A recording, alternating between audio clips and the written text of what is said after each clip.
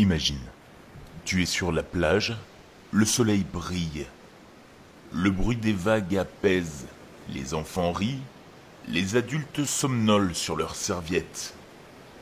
On creuse des trous pour construire des châteaux ou s'y enfouir en riant.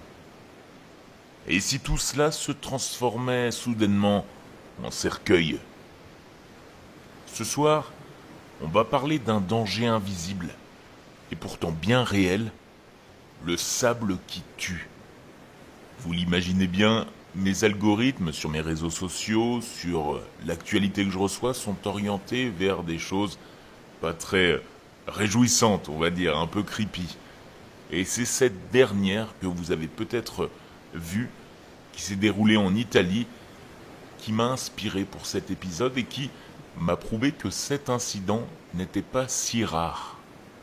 Le 10 juillet 2025, Riccardo Boni, un adolescent de 17 ans, se trouve avec ses amis sur la plage de Montalto di Castro, en Italie. Pour vous situer, c'est un peu au nord de Rome.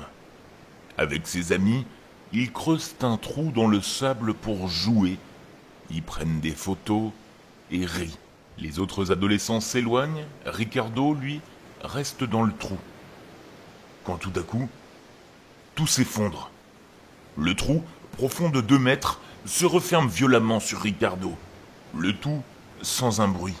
Après quelques minutes sans avoir vu l'adolescent, ses amis le retrouvent et appellent à l'aide. Les sauveteurs arrivent rapidement, mais il est déjà trop tard. Riccardo est mort étouffé, enseveli, vivant.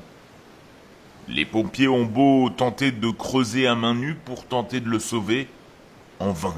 Partons en France désormais, à Dinard, une commune pas très loin de Saint-Malo. Le 26 avril 2018, dans cette petite ville d'Ille-et-Vilaine, un garçon de 10 ans joue sur la plage avec sa famille. Il creuse un trou, comme des centaines d'enfants le font chaque été.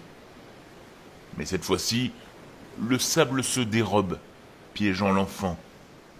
Alertés par les enfants, des passants ont bien vite tenté de creuser. Les pompiers et les policiers sont aussi intervenus rapidement.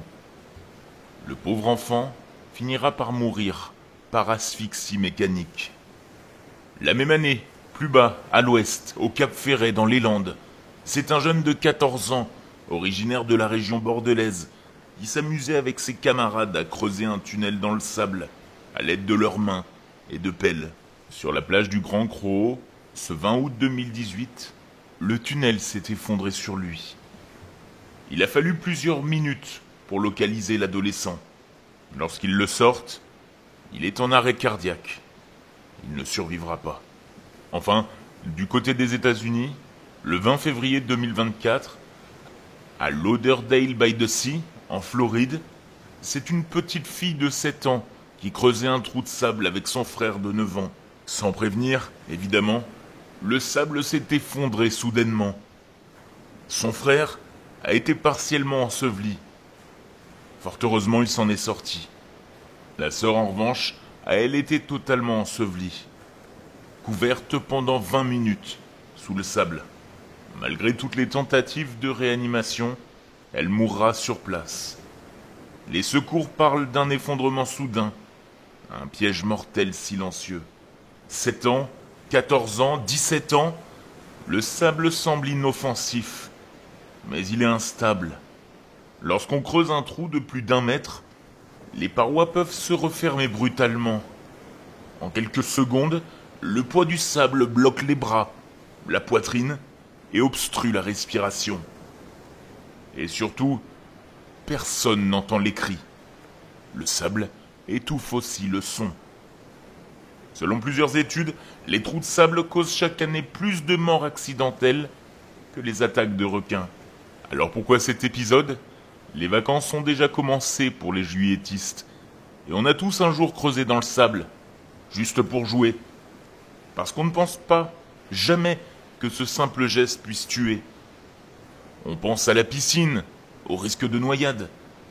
Mais chaque été, des enfants, des ados et des familles perdent un être cher à cause d'un jeu banal. Là, Il ne s'agit pas d'horreur fictive. C'est le réel qui s'immisce dans nos étés insouciants.